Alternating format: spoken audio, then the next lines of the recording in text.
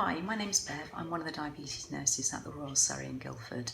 I'm just going to take a moment to speak about illness and sick day rules because obviously that's quite pressing at this current time. Okay, part of your everyday management is going to be monitoring your blood glucose, and you're going to do that with either capillary monitoring or freestyle Libre or possibly continuous glucose monitoring, which is all fine and dandy.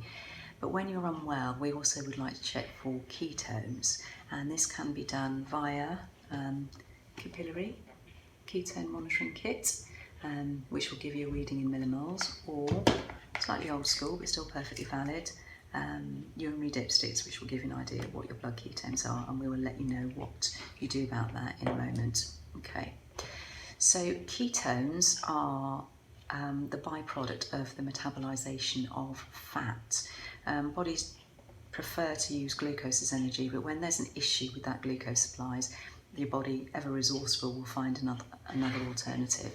And the downside of using fat is that you get the production of these ketone bodies, which are fundamentally acidic, and that messes with the chemistry and can cause some problems.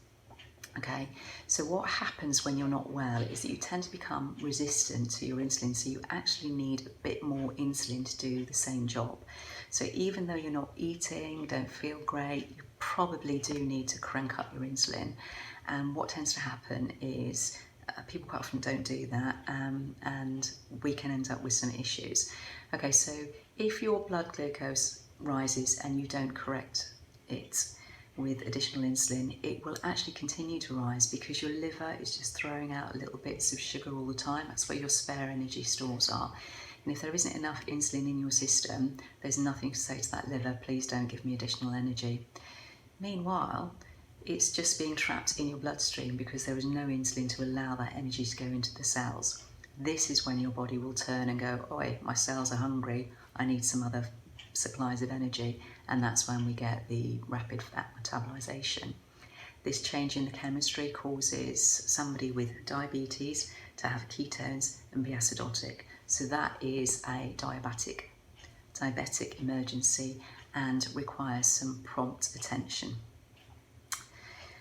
You can prevent or reverse this situation by knowing what your sick day rules are and how to respond to that. So if you've got elevated sugars and you're not feeling brilliant, think about ketone testing, and then with the sick day rules, give you guidance about what to do next. The sick day rules give you some structure of how to manage your illness. We have copies for people on pumps and people on multiple daily injections. So you are going to need more insulin and fluids to flush the ketones out of your system. So within here you'll find some guidance about how your diabetes is affected, how much insulin you're required to take, and there's just a kind of algorithm which explains what you need to do and how you need to keep rolling round. Okay, so what you're going to need to do is know how much your total daily dose is of insulin, because we're going to ask you to take between 10 and 20% of that as correction doses quite regularly, depending on how many ketones you have. Okay, so you need to add together how much background or basal insulin you've taken in the last 24 hours, and in addition to how much rapid acting, and you'll come up with a total figure, and then we're going to ask you to take either 10 or 20% of that, depending on what your ketone levels are. So once you've tested for ketones, if you have elevations without any ketones, you can just do a correction using your normal ratios, and you expect within the next couple of hours your numbers to come down. If that doesn't happen, you correct again and you've got ketones, then we're gonna suggest that you take another correction. So if you have above 0.6 to 1.5 of ketones, or as a couple of pluses on the old urine dipstick, you're going to take 10% of your total daily dose, okay, to correct your high blood glucose level. If ketones are above 1.5 or beyond sort of 3 pluses, please take 20% of your total daily dose as a correction. Okay, it's only rapid acting that you're using, you're not increasing your basal, but you must remember to continue to keep taking your background insulin. Okay, so you're gonna need to take your rapid acting for any carbs that you're eating as well. You're going to be testing every couple of hours for both blood glucose and ketone levels, and keep correcting. Keep drinking sugar-free fluids to keep hydrated. So you want to try for about a glass of water every hour or so. If you're following the rules and testing and correcting, and your ketones and your blood glucose continue to rise, or you start to throw up, or you've got a baby on board, then you need to seek additional advice, or you need to come to A&E. Please ensure you tell the staff you've got type 1 diabetes and that you've got ketones. If you're a pump user and you feel out of sorts with a high blood glucose, it's a really good idea to test for ketones. If your ketones are trace or negative, then your pump has one opportunity to correct you. If your blood glucose levels don't start coming down within an hour, then you need to get your pens out, okay? So as part of your management, you should always have an alternative means of getting insulin into you. So you should be carrying a subcut pen or some form of getting your rapid acting insulin with you every single day, okay? It's not a fail, it's part of your management system, right? So if you can correct and the pump corrects you, then great, okay? If you're a pump user, elevated levels, testing for ketones, and you've got more than 0.6, you're going to get your pens out and you're going to give yourself 10% of your total daily dose, and you can find your total daily doses in your pump history, okay? So you're going to give yourself 10%.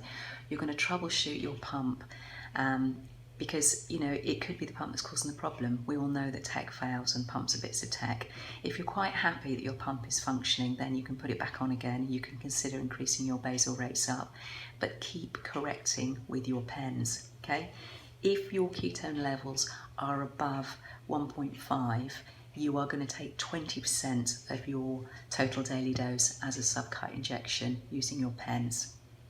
If there's any concerns about the functionality of your pump, get in touch with the manufacturers, and that pump should be replaced. It should be under warranty. Hopefully you'll have some long-acting insulin lurking in your fridge and you can start using that. Otherwise you're going to be injecting every couple of hours with your rapid acting. You're going to continue to test and check and correct, and if blood glucose levels and ketone levels come down, then great, okay? If things don't go your way and levels go up, blood glucose goes up, ketone levels go up, or you start to become more unwell or start vomiting, or there's a baby on board, you absolutely need to seek further advice or come to A&E, okay? Copies of the sick day rules should hopefully be online very soon. They are still available from CEDAR. Any queries, any questions, please get in touch with your healthcare professionals.